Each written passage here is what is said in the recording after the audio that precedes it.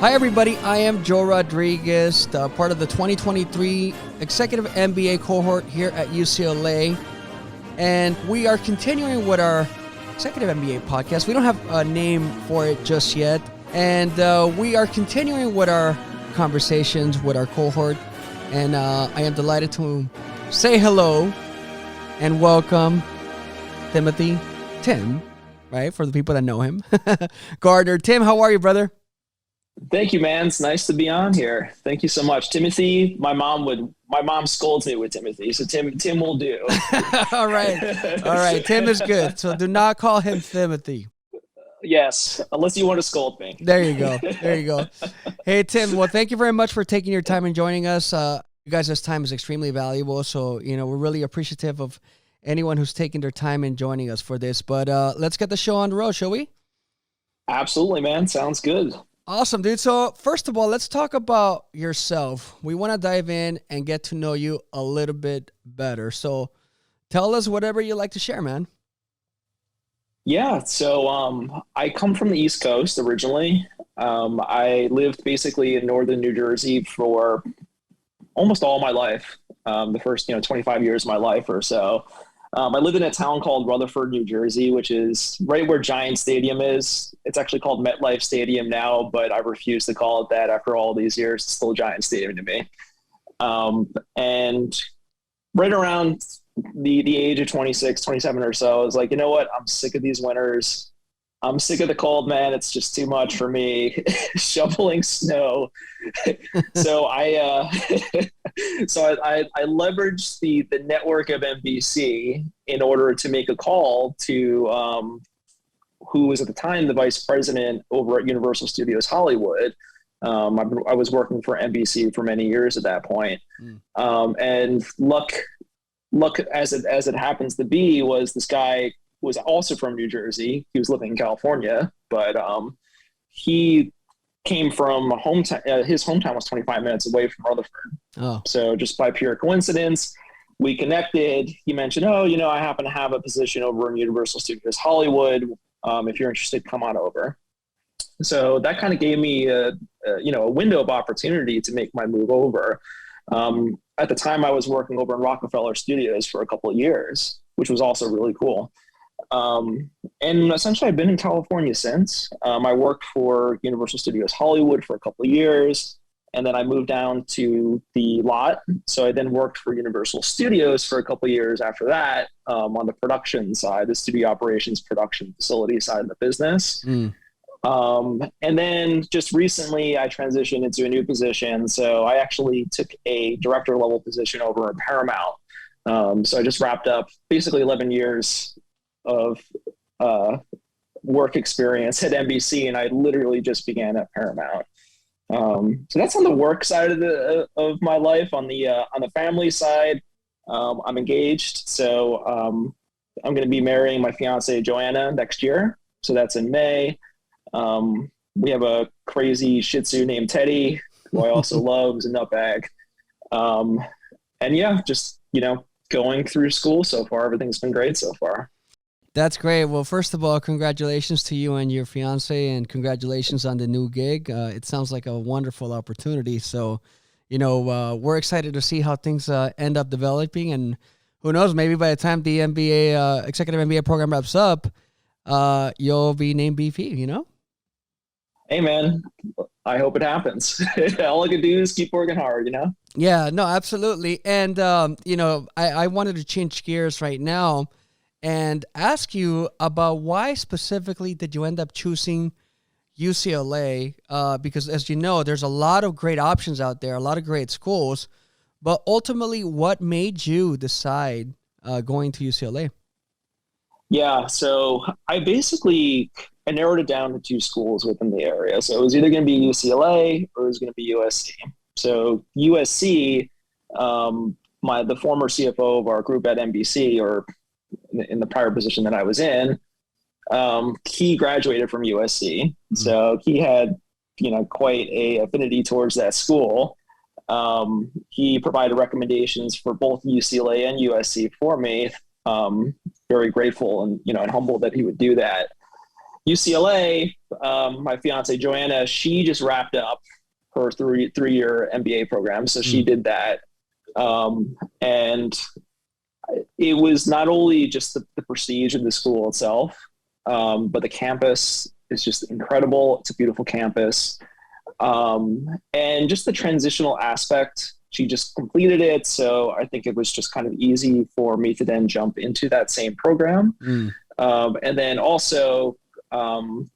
My soon-to-be sister-in-law, Joanna's sister, also started the program at the same time.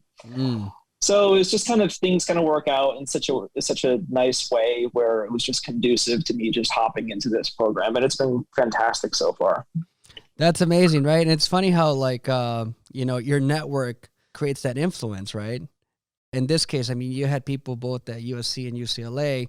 It's funny because when one side you have your boss, right, the CFO, but on the other side you have your personal relationship. So, but we're really happy that you ended up opting for UCLA, and here we go. Now we get an opportunity to have you as part of this program. The Executive MBA program brings a lot of professionals. It allows our network to grow, but there's also a lot of sense of accomplishments and things that a lot of us want to do. So I want you to dive also a little bit more in depth as far as what are maybe 2 or 3 things that you hope to get or maybe accomplish during the program? Yeah. So one of them, and I'm sure this is something that most of us are attempting to do as well, is just to kind of expand the network. So we all kind of become we become segmented a little bit within our careers, right? We kind of we stay within our groups within work. So what I wanted to do is kind of expand my network out, expand my horizons a little bit, and just meet people from different backgrounds. And UCLA is very much that's one of the biggest strengths I think of this school is that there's a very specific attention and focus of getting all these diverse backgrounds and opinions into the same room, and I value that tremendously because it expands my train of thought, my thinking process. So that's one of them. Was the network, but also just the other one is just kind of expanding my skill sets too, because my background has been finance from the get-go. So I graduated University of Scranton, many years ago, and my career focus, the skill sets that I've built up has been focused very specifically on the corporate finance end. So I really want to just kind of expand and broaden my skill sets, and the classes that we've already taken so far has just expanded my ability to kind of think in different ways, and I think that's really important. No, it's funny that you mentioned that because I feel that even though it's been a short period of time, a lot of us have immediately been able to apply a lot of the things we've learned so far into our current jobs or current situations. So I find that to be a very, very wonderful thing. That being said, let's talk about what are some of your biggest strengths, either personal or professional. What would you say that those are? Yeah, honestly, I think the most important thing, and I consider it a strength, is that I'm a genuine and an authentic person. So I think I'm transparent. What you see is what you get. The way that I approach people is the same, whether it's a CFO level individual or somebody on the lowest end, and as friends as well. I'm an authentic individual, and I think that is always played to my advantage. Also, just somebody who is just nice to people, just attempting to be optimistic. I think that's something that's really important, especially in today's day and time, to be as positive, grateful, and optimistic as possible. That's something that I've really been trying to focus on, especially over the past, I want to say 6 months or so. I can definitely vouch for that. Tim is a wonderful guy, right from the get-go. I've told him this personally, and I want to share this publicly. I mean, he's just such a cool, down-to-earth guy. He's the type of dude that you definitely want to have beers with. The type of dude that you definitely If I was a girl, I wouldn't mind taking, Tim to meet my mom. But anyway, so I don't want to. I hope Joanna doesn't get angry about that. But anyway, I'm going to talk to her about this literally right after this. She's going to get jealous. but Tim, that's such a great quality to have, man. Like being genuine and being yourself. It's something that nowadays we need more than ever, right? Because there's a lot of people out there that fake the funk, right? Like if we really call it that. And it's just like all about like, trying to like either leverage your network or like gain something, right? But the reality is, man, I've always said that there's always plenty to go around. You know what I mean? Like you don't need to be somebody that's like not who you are just so you can gain or take advantage of it. There's like ways around things. But like, just the fact that you have that demeanor about yourself, man, it means a lot to me personally, and I'm sure that it's going to mean a lot to the cohort. So, I want to definitely, commend you for that. But I'm sure that along the way, you've also had your fair share of struggles or hurdles that you had to overcome along the way. So can you tell us about like maybe some of the biggest or, personal or professional roadblocks you had to overcome? Oh, yeah. So, the biggest challenge, frankly, was just moving out here, trying to set up, a new base of meeting individuals and building relationships. For a long time, I was just kind of here by myself. All my family is situated on the East Coast, so they're all located in northern New Jersey and New York area. So that in itself was a tremendous. It was a challenge, but I absolutely credit that to my ability to, build a level of independence to then have any form of success at this point. So all of these challenges, when you go through them, it just seems like a nightmare. But when you look back, you realize that was the biggest opportunity for growth. And it was a critical part of the path that you took to get to where you are right now. So that was definitely one of the bigger challenges. As far as career goes, it's been a lot of just been strategically and tactically making movements based on where I saw investments going within the business. So, if there were situations where money was being filtered on the capital end, all this being a finance guy, this is what I focus on. So I then saw those as opportunities to make a movement within my career towards that group and that direction. And when I did that, I was rewarded with seeing some incredible things occur. For example, within NBC, when I was working in New York, I saw that they were going to invest, close to $1 billion in building out this Harry Potter land over in Universal Studios Hollywood. So this was by far the biggest capital investment they've made since they started the whole tram tour back in 1930 or 1940, whenever it was. Yes, it was kind of scary jumping as a senior financial analyst as somebody, in the mid-20s to move over here. But it provided an incredible learning experience. Basically I was able to kind of make my move over to the West Coast by taking advantage of an opportunity based on where I saw that capital flow. And then from there, I made a move over to the studio operations, kind of what I was mentioning earlier. But the cool thing about that was they ended up they're in the process of building a new building on the lot, so that's another, $500 million for this building. They're building new stages. They're building separately in the park, they're building Nintendo Land. So this invites very interesting challenges of navigating such a huge influx of dollars, and also just moving around with your career. It's scary. You have to kind of take a leap of faith in some of these instances. But I always look at it as, well, I can control my career by doing this. And there's a lot of things in my career I couldn't control. So when I have the ability to control it, I take advantage of the opportunity.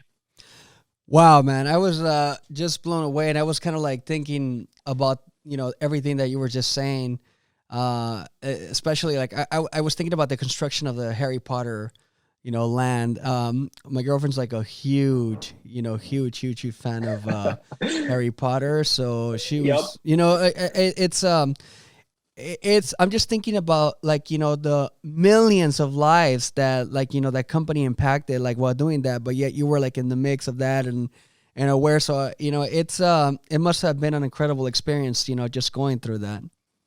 It really was. I mean, if to kind of give you a little context, there used to be an amphitheater out there. So there was just this giant outdoor theater. And when I got there, they were in the process of demoing this thing.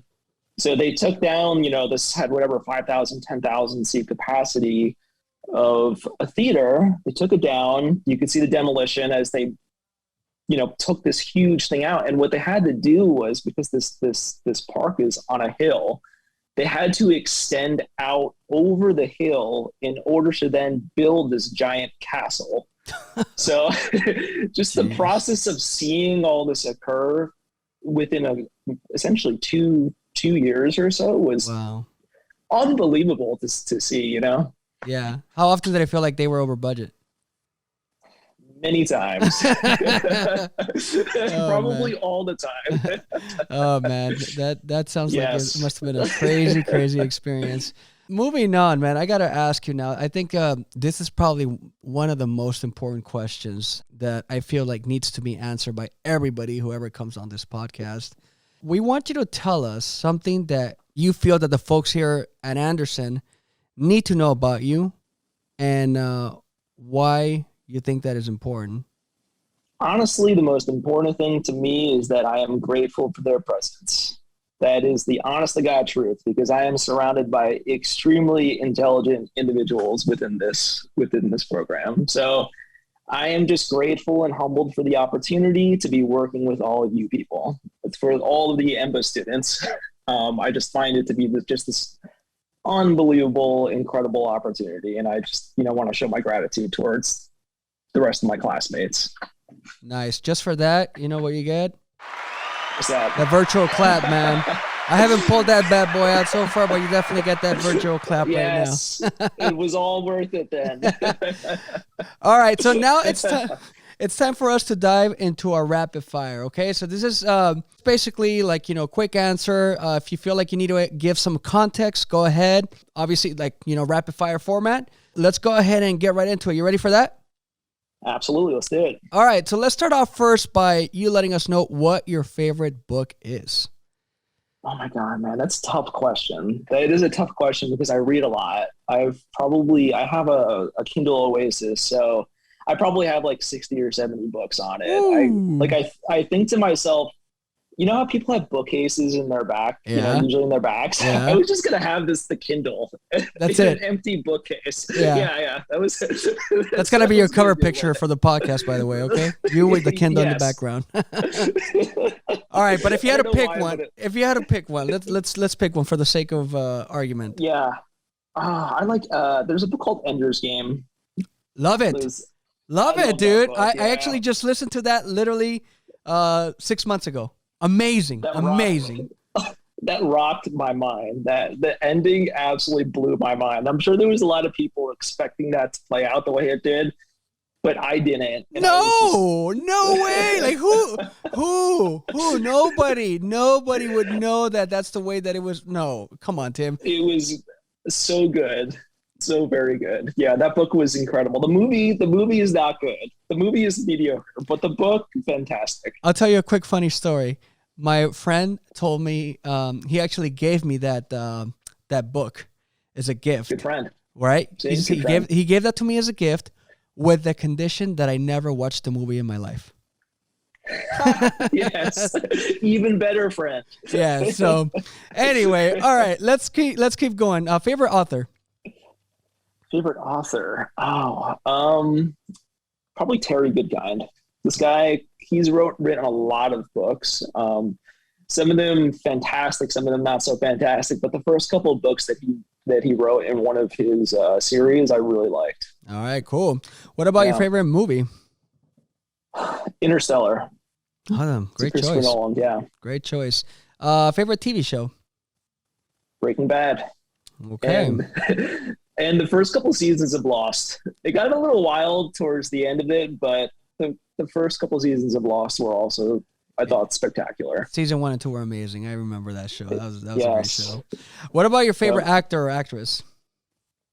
Favorite actor? Oh man, there's so many.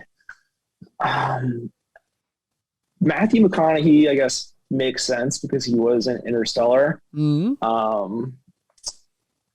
But you know what? I got to give props to Leo. That guy is a fantastic actor. He is also hilarious in a lot of movies too. So you know what? I got to show some love to him too. You like those Christopher Nolan actors, man. That's what you're showing me right here. That's right. Yeah. I guess I did. Yeah, exactly. Because he was in was it Inception too? Yeah, right? yeah. All right. What about your favorite musician? It could be solo artist, band, group, what have you. Yeah, that's a tough one, man, because I listen to a lot of music, a pretty wide variety of music, which I'm sure a lot of us do. But I listen to a lot of rock bands, so like Metallica, Alter Bridge, Red Hot Chili Peppers, those kind of bands. But I also listen to a lot of rap too. So I listen to like Nas. Before he went crazy, Kanye West. Kanye West, before he went nuts, is spectacular. Right. Spectacular rapper. So who would you pick if you had to pick one? Just one out of all these. Yeah. Like if you were like, you know what, this is my artist. Probably Metallica, because I've probably seen them 4 or 5 times. I would say either Metallica or honestly Jay-Z. Because Jay-Z throws an amazing concert. I've seen him at least 3 or 4 times. Nice. Okay, so this is probably an even harder question. What's your favorite song? Favorite song? See, this is tough. Because I'll go into like different like I'll jump around depending on the songs, and depending on the mood, right? On the time frame. Exactly, man. Exactly. So like, for example, when I was young and I guess angsty, you could say, like, listen to like Master Puppets, Metallica, stuff like that, in the angst years, teenage years. But just anything like Kanye from like Graduation, like Song Mercy, amazing songs. Like I can listen to those songs. All right, Tim, but you got to pick one. Sake of argument. All right, man. Let's just go Master Puppets. All right. That's the old school. It's old school. Yeah. Hey, old school's good. All right. Favorite sport? Hockey. All right. Favorite athlete? Scott Stevens. Okay. Hockey player, New Jersey Devils captain. Or actually him or Brodeur, Martin Brodeur. For anybody who actually watches hockey. Okay. These are both New Jersey Devils players, incredible players. Oh, nice. All right. This last one I literally just added. So apologies to those that did not get this question asked, but give us your favorite hobby. Yeah. So it's 2 really. One is lifting, just working out and lifting. So that's kind of my way of just kind of de-stressing, honestly. So I find it very important. Not even really so for the physical piece of it, more so for the mental piece. So I will just throw on my favorite music and go lift for an hour and a half, 2 hours, maybe 4 or 5 days a week. Nice. That's kind of how I just decompress. So that's probably my favorite hobby, honestly, is working out, just to kind of clear my mind. Okay. But also I like to play games too. When I have the time. It's been tougher lately with school and all that, but I have a PS5, I have an Xbox Series X, I have a Nintendo Switch. So I have all this. It's just tough to find the time to actually get to play them, but not a toys, but not enough time. Exactly, man. Exactly. All right. So this last one from a rapid fire is my personal favorite question. Tell me who is your favorite leader that you admire the most and why? Oh my God. There's so many of them. You know what? I said this during Leadership Week, and I'll say it again. I just loved Obama's style. I really did. I found the guy just had so much. He was so brilliant. He was so well articulated, which I really appreciated. Just the way that he had such a commanding presence when he when he had addresses and things like that. Also very genuine, I also felt too. Right. So if I were to name one individual, I would immediately kind of bring him up as just, one of the guys that I thought was just fantastic. Nice. That's an excellent choice. Tim, you knocked it out of the park, brother. You get another little digital clap. Yes. It was awesome, Amazing. man. It was awesome, dude. It's funny because, these things fly by really quick. And again, I know you're super busy. We really, really want to thank you once again for the time. We're really appreciative that you ended up joining us today, man. Hey, thank you.